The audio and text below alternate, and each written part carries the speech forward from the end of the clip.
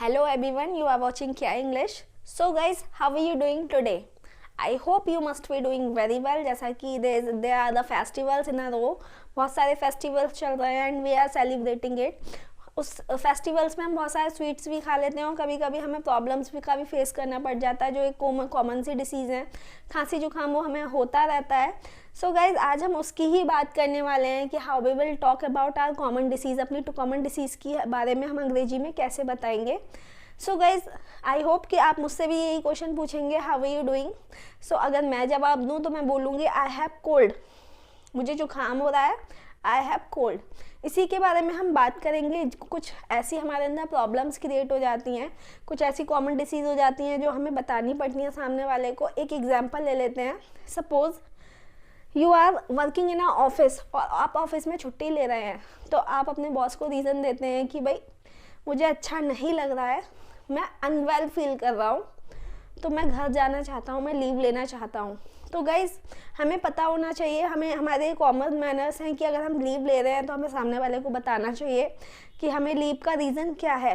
हालांकि अगर आप बोल देंगे कि you have a urgent piece of work, तब भी आपका बॉस या आपका सीनियर या आपकी एचआर आपको छुट्टी दे देंगे. बट जो हमारा एटिकेट कहता है, जो हमारा मैनर कहता है, वो यही कहता है कि हमें कोई भी लीव लेने से पहले उसका रीज़न देना ही चाहिए.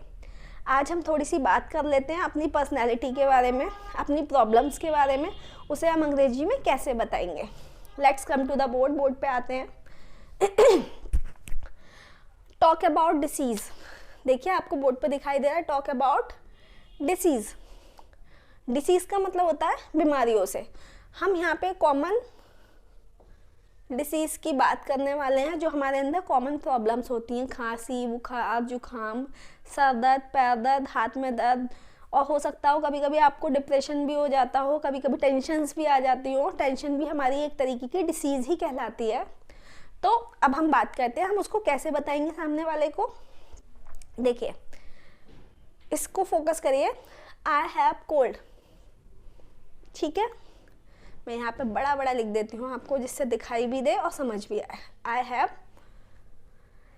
यहाँ पे मैंने फिल इन द ब्लैंक कर दिया.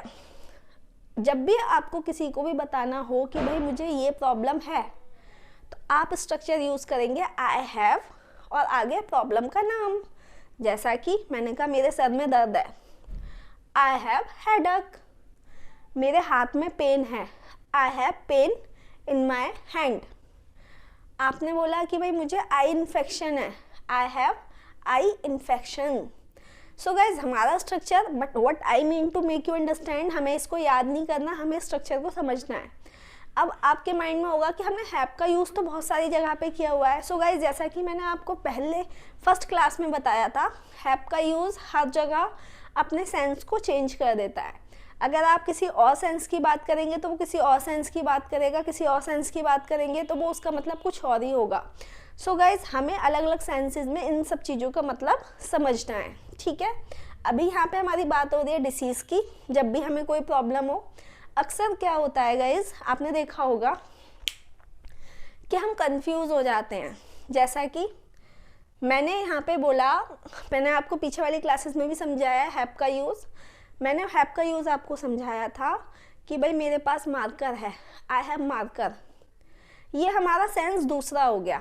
बट जैसा कि हर सेंटेंस का, हर मीनिंग का, हर क्वेश्चन का मल्टीपल जवाब होते हैं, उसके मल्टीपल मीनिंग्स होते हैं, तो हमें सभी मीनिंग्स को अलग अलग डिफाइन करके समझना है. तो अभी हम बात कर रहे हैं डिसीज़ की. हमें अपनी प्रॉब्लम्स बतानी है. आई हैव कोल्ड, मैंने यहाँ पे लिख दिया आई हैव कोल्ड. मुझे जुकाम हो रहा है, बहुत गंदा वाला जुकाम हो रहा है, आई हैव कोल्ड. जब भी आपको बोलना हो नॉर्मल जुकाम है भाई, आई हैव कोल्ड. बट अगर मुझे बोलना है मुझे बहुत तेज जुकाम हो रहा है भाई, बोला ही नहीं जा रहा, तो हम बोलेंगे, एक यहाँ पे सेंटेंस लगा देंगे, बिटर.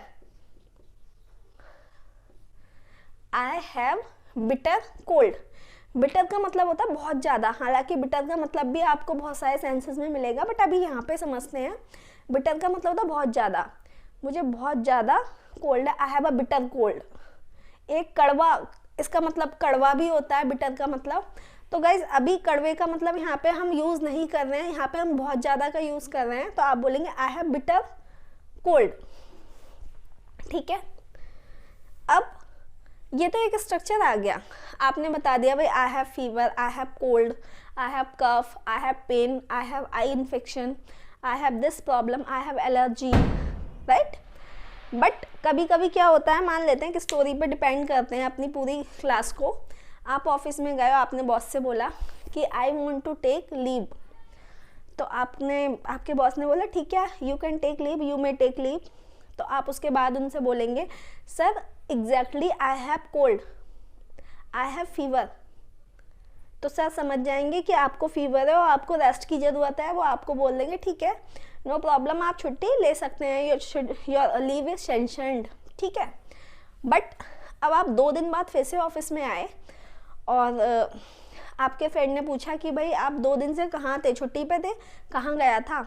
हालांकि वो हमसे इतनी इज्जत से बात नहीं करते, हमारे कलीग्स वो हमसे ऐसे पूछते हैं क्यों भाई कहाँ थे 2 दिन से, ऑफिस आए नहीं। तो आप बोलेंगे भाई पिछले हफ्ते तो मुझे बुखार था। तो उसके लिए देखिए यहाँ पे मैंने एक स्ट्रक्चर लिखा हुआ है, I had cough last week. ठीक है, मैं यहाँ पे लिखती हूँ आई HAD हैड कोल्ड, और आपको 2 दिन पहले था तो 2 days बिफोर। ठीक है, I had cold 2 days before. ठीक है, I hope these are the structures जो आपके लिए क्लियर है। अभी की बात करेंगे तो हम इसको यूज़ करेंगे आई हैव, और अगर हम पास्ट की बात करेंगे तो आई हैड। ठीक है, फ्यूचर की हम बात नहीं कर सकते इस सेंस में, क्योंकि आप किसी से भी ये नहीं बोल सकते कल मुझे जुकाम हो जाएगा, कल मुझे फीवर हो जाएगा, हम ऐसे बात नहीं करते। हम वो सब चीज़ें यहाँ पे सीख रहे हैं जो हम अपनी जनरल लैंग्वेज में बोलते हैं। ठीक है, ये तो हो गई एक बात। अब हम समझते हैं कि हमें कौन कौन सी प्रॉब्लम्स हो सकती हैं, जैसा कि देखिए फीवरेस बॉडी। फीवरेस बॉडी का मतलब होता है हरारत। आपने सुना होगा भाई बुखार है, बुखार का मतलब है कि भाई हमें एकदम से रेस्ट की ज़रूरत है और हम बहुत तेज़ बुखार हो रहा है। बट कभी कभी बोलते हैं कि यार सर माथा गर्म हो रहा है और ऐसा लग रहा है कि अंदर से बॉडी टूट रही है और मुझे हरारत है। तो हरारत को अंग्रेजी में बोलेंगे फीवरेस बॉडी। फीवर वाली बॉडी जो हमें लग रहा है हल्की हल्की गर्म ठंडी हो रही है, जिसकी वजह से अनकंफर्टेबल है हम लोग, तो आप बोलेंगे आई हैव फीवरेस बॉडी, मुझे हरारत है। आप यहाँ पे चेंज कर देंगे जो भी आपको बीमारी होगी, जो भी आपको डिसीज़ होगी वो यहाँ पे आप चेंज कर देंगे। ठीक है, आई हैव फीवर, मुझे बुखार है, I have fever. I have sore throat. Sore throat का मतलब होता है गले में प्रॉब्लम होना, गले में दर्द होना और गला बंद हो जाना, तो उसको बोलेंगे आई हैव सोर SORE थ्रोट। थ्रोट का मतलब होता है गला, THROAT। ठीक है, आई हैव सोर थ्रोट। ठीक है, आपको एलर्जी हो गई, आपकी स्किन रेड हो जाती है, तो आप बोल सकते हैं आई हैव एलर्जीज। आपको फ्लू भी हो रहा है और कोल्ड भी हो रहा है, आपको जुकाम भी हो रहा है, खांसी भी हो रही है, बुखार भी हो रहा है, तो एग्जैक्टली ये आपका फ्लू हो गया, तो आप बोल सकते हैं आई have cold and flu. I have pink eyes. Pink eyes का मतलब आपने सुना होगा आंखें आ जाती हैं, आंखें आ जाती हैं या आंखों में इन्फेक्शन हो जाता है धूप से, तो उसको हम अंग्रेजी में बोलेंगे I have pink eyes. I have diarrhoea. Diarrhoea आपको पता होगा जब हम ऐसा खाना खा लेते हैं जिसमें कहीं ना कहीं गंदगी होती है या वो हाइजीन तरीके से नहीं बना होता है, तो उससे हमें अक्सर उल्टी हो जाती है, वॉमिट हो जाती है, हम डाइजेस्ट नहीं कर पाते और हमें डायरिया हो जाता है। तो गाइज आप डायरिया की स्पेलिंग याद कर लीजिए, क्योंकि अगर आप एप्लीकेशन लिख रहे हैं तो आपको स्पेलिंग भी लिखनी पड़ेगी, और स्पेलिंग लिखने के लिए आपको पढ़ना तो पड़ेगा, तो आप इसको डायरिया की स्पेलिंग को याद कर लीजिए।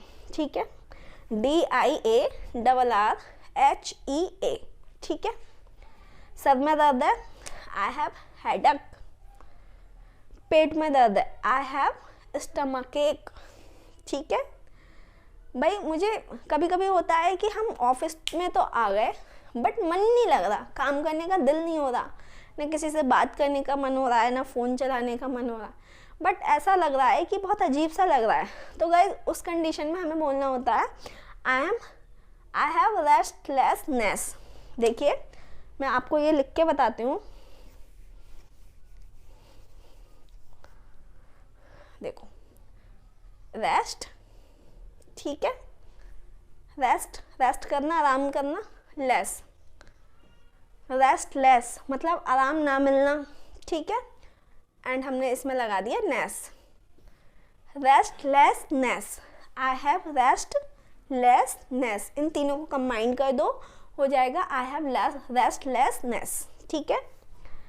आई हैव पैनिक, घबराहट होना, जब हमें लगता हो कि यार कहीं ना कहीं कुछ गलत हो रहा है और मुझे पता नहीं लग रहा, या आपने कोई ऐसी न्यूज़ सुन ली हो जिससे आपको घबराहट होने लग गई हो, या मान लेते हैं अचानक से हम सुन लेते हैं कि मम्मा की तबीयत ख़राब है या भाई की तबीयत ख़राब है, तो हमें घबराहट होने लग जाती है। आई हैव पैनिक, उसे बोलेंगे पैनिक। आई हैव कोरोना, आप बता सकते हैं आई हैव कोरोना, जैसा कि इट इज़ गोइंग ऑन, तो गाइज हमें बताना आना चाहिए, बट आई होप कि आपको नहीं होना चाहिए। You should take care of yourself, आपको अपना ध्यान रखना है। I have diabetes, I have diabetes. इसके अलावा बहुत सारी और भी कॉमन डिसीज़ हैं जो हम अभी नहीं बात कर सकते, बट आपके माइंड में कोई ऐसी डिसीज़ है जिसे आपको अंग्रेजी में बोलना नहीं आता है तो आप मुझे बता सकते हैं। I will explain to you in comment box. अगर आपको कोई भी क्वेश्चन है तो आप सिंपली पूछ सकते हैं without any hesitation. So guys हमें इन सब चीज़ों को बताना आना चाहिए। अब बात करते हैं प्रैक्टिस की। भाई अभी हमने सीख तो लिया कि हमें कोई भी प्रॉब्लम है, मैं एक बार सब पढ़ के बता देती हूँ आपको ताकि थोड़ा सा और कन्फ्यूज़न क्लियर हो जाए। देखिए I have feverish body, I have fever, I have sore throat, I have allergy, I have cold and flu, I have pink eyes, I have diarrhoea, I have headache, I have stomach एक, I have restlessness, I have panic, I have corona और I have diabetes। आप कुछ भी इस बारे में बता सकते हैं। अगर हम पास्ट की बात करेंगे तो I had से बोलेंगे सभी सेंटेंसेस, और जब भी आप 2 हफ्ते पहले, 2 घंटे पहले, अब मान लेते हैं आपने बोला कि भाई 2 घंटे से कहाँ था, तो आप बोलेंगे भाई मैं रेस्टरूम में था, थोड़ी सी घबराहट हो रही थी, तो आप बोलेंगे I had panic before 2 hours, ठीक है, बिफोर 1 hour, 1 घंटे पहले बहुत घबराहट हो रही थी इसलिए मैं रेस्ट रूम में था, आराम कर रहा था, या लंच रूम में था, कुछ भी बता सकते हैं, ठीक है। सो गाइज अभी आपको क्या करना है, अभी बचा है हमारी प्रैक्टिस। हमें प्रैक्टिस कैसे करनी है ये सब मैंने आपको एग्जाम्पल्स इसलिए दिए हैं ताकि आपको प्रैक्टिस में आसानी हो जाए, ठीक है। इसके अलावा बहुत सारी ऐसी चीज़ें हैं जो आपको ऑलरेडी आती होंगी, और नहीं भी आती हैं तो आप इन सब का यूज़ कर सकते हैं। आपको इनको 10 टाइम्स स्पीक आउट करना है, ठीक है। आई हैव, आप इसको कोरोना का बोलना नहीं है हमें, क्योंकि अगर आप घर पे बोल रहे हैं आई हैव कोरोना और किसी ने सुन लिया तो प्रॉब्लम तो हो जानी है। तो गाइज अभी हम इन सब चीज़ों को बोलकर स्पीक आउट करके हम प्रैक्टिस करेंगे 10 टाइम्स ताकि हमारी टंग की ट्रेनिंग हो जाए। आई हैव और आई हैड दोनों की ही क्लास को हमें प्रैक्टिस करना है। कुछ समझना है तो आप मुझे बता सकते हैं। So this is end of the class, we will be meeting again tomorrow. I have to say good bye to you, thank you so much.